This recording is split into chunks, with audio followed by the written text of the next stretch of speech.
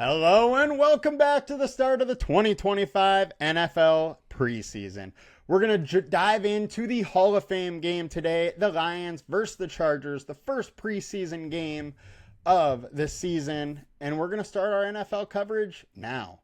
I'm your host, Tyler Wiemann. Come join us at LineStar, $39.99 per month. It gets you access to all we do, the props, the DFS. You get it all for one low price. We also do have the yearly option, which will get you the rest of the preseason. It will get you next year's, or this coming season's NFL season, all of basketball season, and most of next year's baseball season even. So the yearly option is obviously a great way to go, and you save yourself quite a lot of money. Now, let's dive in. So before we get into it too much, I do want to give everybody a warning. This is a preseason game, and there is a ton of variance. And with that, please do not put too much of your bankroll in this game. I will not really be playing the prop markets. I will throw a couple DFS lineups out there because I'm excited about football and I did some of the research. And I do think there is a little edge if you want to do some of the research. With that being said, also shout out to my little brother who helped big time on the research here and has been interning with us a little bit at LineStar. But I'm excited to get into this. Let's jump in. So last year, the Chargers, game one of preseasons, threw the ball 29 times. For the Lions, game one of preseason, Hendon Hooker threw the ball 20 times and then added 10 rush attempts for 93 yards. I think it is pretty... I think there's a very good chance that Hendon Hooker gets a long look just as Trey Lance does. Trey Lance, Harbaugh has already said, is going to start the game, going to play the first half and the first series of the third quarter. The second half he will play. So Lance is going to play a majority of the time for the Chargers. We don't know totally for the Lions. And it does look like it is a competition for that quarterback 2 job. And Kyle Allen and Hooker in camp have kind of been splitting the battle there. So I would expect it's more of a situation where both guys just play a half. I'm not sure who is starting. I'm not sure who is coming in the second half yet, but I would expect both of them to play a decent amount. Now, I still like Hooker over Lance just because salaries, it's $8K, and Hooker adds in big-time rushing upside. Trey Lance and Hooker, clearly my top targets at quarterback today. I don't mind a little bit of Allen. DJ is a little bit of, in case of emergency situation. If we look at the prop market, it's telling us the same story. 118.5 to Trey Lance, Hendon Hooker 99.5, Kyle Allen 93.5, and then 64.5 for DJ. If we go to their rushing yards, Lance is at 27.5, Hooker at 18.5. Both of them obviously have big time upside with their rushing lines being that high. It's as high as some of these running backs. So both are extremely interesting. And it's a spot where, you can almost just have them in all of your lineups. I wouldn't recommend that. If you're only playing, 2, 3, 4, 5 lineups or whatever, you're not throwing that much of your bankroll into it. If you're trying to max the contest, I wouldn't recommend that. There's too much variance in these early preseason games. But Hooker, Lance, clearly the top options. Now, if we go over to the running back spot, Lions and Chargers are not going to play their guaranteed starters. Jahmyr Gibbs, David Montgomery, they're out. Najee Harris, he's on PUP. He's not playing, or the NFI list. He has his eye injury. Omarion Hampton is going to play and get 3 to 5 carries. He is only going to play a little bit. I would expect his ownership to be way too high tomorrow just because I think what happened is people are going to hear he's starting and want to go all in on him. Don't do that. The guys that are going to get more work are Raheem Sanders, Rocket Sanders, and Vidal. These two guys, the Chargers need to look at what they have. Sanders has been flashing in the preseason. Vidal was a draft pick last year, a late round draft pick. He got a little play last year, didn't do too much. These two guys, they need to see what they have. Then they have Jarrett Patterson and Hassan Haskins. Jarrett Patterson, undrafted free agent, has been in the league for years. He's a jag. He's just a guy. I wouldn't expect him to get a ton of workload. Hassan Haskins, another spot. He probably has the RB3 job pretty much wrapped up. I don't think he plays too much. He might get a little bit, but he's been in the league for a little bit. Chargers know what they have. On the Lions side of the ball, Craig Reynolds is your RB3. They paid him $1 million this offseason to come back and be their RB3. I think he has his job pretty much locked up. And with that, I don't really expect him to play much. If he does, it would probably just be a very short amount. Then we have Jabari Smith and we got Kai. Those two guys for the Lions are going to see the bigger work share here. Want to check real quick to on DraftKings. We also have Vaki, who he could get a decent amount of workload. Last preseason, he showed some upside in preseason, kind of flashed in camp. Got a little run at the very end of the year, but really didn't do too much. I think he could play a little bit. For whatever reason, right now, FanDuel has not added him. Just want to talk about him because I do expect him to play. And Prize Picks does have a line on him. If we looked at the rushing yards, he's at 28.5. He is the highest running back with Jabari, Small, and Kai. These three guys are the most likely to lead the backfield here.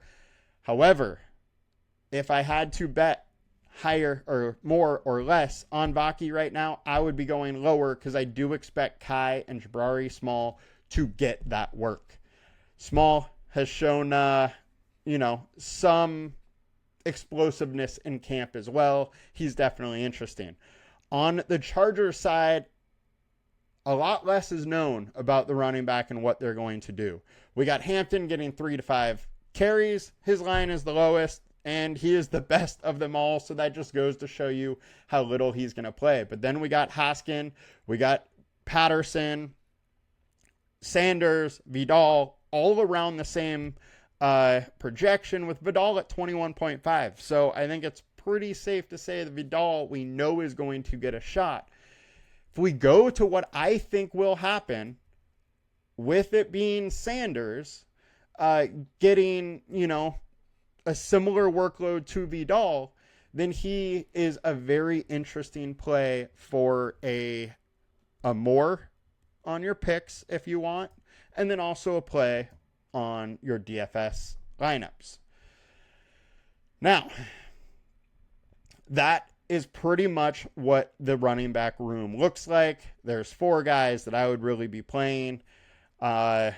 Hampton, Patterson, Haskins. I think they're going to have to get a touchdown or have an explosive play to end up in a perfect lineup. They're not high on my list. Getting into the wide receiver room. Reminder, starters aren't really playing. Williams, Amon-Ra, Tim Patrick, probably all don't play. On the Chargers side, Ladd, QJ, they're out. Trey Harris is a second-round pick. I would expect him to play. However, I think he probably plays similarly to Hampton. Don't think he's going to get a big run. Thing with the Chargers depth chart right now is they are super thin at wide receiver. They got Ladd, they got QJ, and then they got Trey Harris. And that's their upside on the wide receiver room. After that, it's really who knows type situation. And so I don't think they're going to risk too much injury with Trey Harris. Then we have Jalen Reagor, who is probably the wide receiver 4. Or it's either him or Darius Davis. Either of them could be. But Jalen Reagor has been in the league for years. We kind of know what he is. I don't think he needs to play out there a ton. He very likely is making the team. Chargers know what they have there. They probably don't need to see him. I think where we're going to see a lot of work is Kendre Lambert-Smith. He's been showing up in camp. He's been impressing. He's a 5th-round pick. Usually those later-round picks get a big showing in these early games.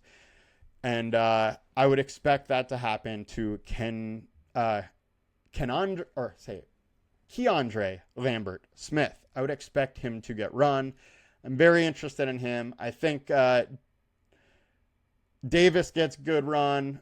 Rice probably gets decent run. And one also thing that should be said is these like wide receiver 4 to 8 guys, they need to be stacked with Trey Lance. They're going to play earlier in the game. The guys later, the 7 through 12 or whatever, you want to go with DJ if you're the Chargers, and then on the Lions, because we don't know who the starter is quite yet, higher depth chart guys with the starter, the lower depth chart guys with the guy that comes in. Getting over onto the Lions, the guys they need to look at: Tom Kennedy, Ronnie Bell, Lovett. Those 3 are probably going to get a decent amount of run. The Lions last year in this game only had 2 wide receivers make their roster. So they are not putting guys out that they think are definitely going to make the roster. Isaac Tesla was a draft pick this year. A lot of people thought he was going to go a little later than he actually did, but he is an explosive player. He hasn't shown a whole lot in college. And with that, I think the Lions want to get him some reps. I think he's going to play. He belongs on that list with Lovett, Bell, and Kennedy that could get some solid work and very interesting. After those guys, the Kenny James, Meeks, those guys, Malik Taylor are kind of the afterthoughts I would expect, and they would be a little lower, and it's something that I would change all of their projections down slightly, just so I would get a little bit less if I wanted to use the optimizer to make my lineups. Just remember, when you're building your lineups, try and do it accordingly with the depth chart in mind and the guys you're playing, and try and stack those teams a little bit. I think there's a little edge there that maybe other people will not realize. These games always have like a huge difference between the winning lineup and what the actual perfect lineup is, because there's just so many guys that play. That variance is wide open and so much different stuff can happen. So don't get too tied to one play. Don't play too high of owned guys or have too much of too high owned guys, because there could be big leverage, all that kind of stuff. Now let's get into tight end. For tight end, Disley, Conklin, Brock Wright, Laporta, none of them are going to play, or very unlikely they play. Zylstra, he could play a little bit. Aronde Gadsden is somebody I want to talk about. He is a rookie. He has been really impressing in camp so far. I would expect him to play a decent amount. They want to see what they have on him. Harbaugh's high on him. I'm very interested in this 5th round rookie tight end. Not so for this year, but for future years, just to kind of see what there is. But I think there is some upside in him. Everybody else, these tight ends really just need to kind of fall in the end zone to be in this optimal lineup. They don't really have any other pass. They're not going to get a ton of workload. It's not like they're going to put up 80 yards. Even if they have a good game, it's going to be like 3 for 50. And if they don't get a touchdown, that may not be in the perfect lineup still. Well, actually, 3 for 50 would be solid in this game. Defense, obviously in play tomorrow. we don't have the best quarterbacks in the world. They make mistakes, more sacks, turnovers, fumbles, all of that can happen. And kickers fully in play. For some reason, FanDuel doesn't have Cameron Dicker uploaded yet. I would expect that changes come to tomorrow, but kickers are absolutely in play. I think for your MVP, your captain spots, you're probably pretty much locking in a quarterback, but if you want to get wild, I wouldn't totally put it past to take a kicker out there. So that's going to do it for us today. Think it's an interesting game. Just remember, be responsible with your bankroll. Don't go too much. I'm excited football season's here. I know you are too. Can't wait for this season and to get rolling with you all. Thank you for joining me. Please like, comment, and subscribe to our video. It helps us a ton. And come join us at LineStar. Talk to you all later. Peace.